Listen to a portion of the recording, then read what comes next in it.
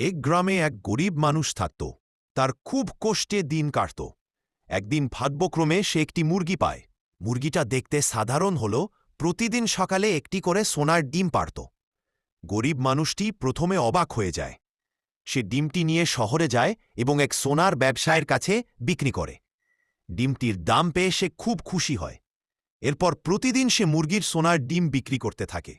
অল্প অল্প করে তার সংসারের অভাব দূর হয়। সে ভালো খাবার খেতে পারে, ভালো কাপড় পরে, একটি সুন্দর ঘর তোলে। কিছুদিনের মধ্যেই সে বড়লোক হয়ে যায়। গ্রামের সবাই তাকে সম্মান করতে শুরু করে। কিন্তু একদিন তার মনে লোভ জাগে। সে ভাবে, এই মুরগির পেটের ভেতরে নিশ্চয়ই অনেক সোনার ডিম আছে। একসাথে পেলে আমি আরও দ্রুত ধনী হব। এই ভেবে সে মুরগিটাকে মেরে ফেলে।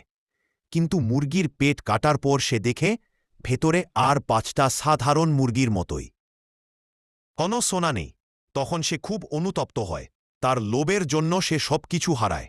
শিক্ষা: লোভে পাপ ধ্বংস ডেকে আনে।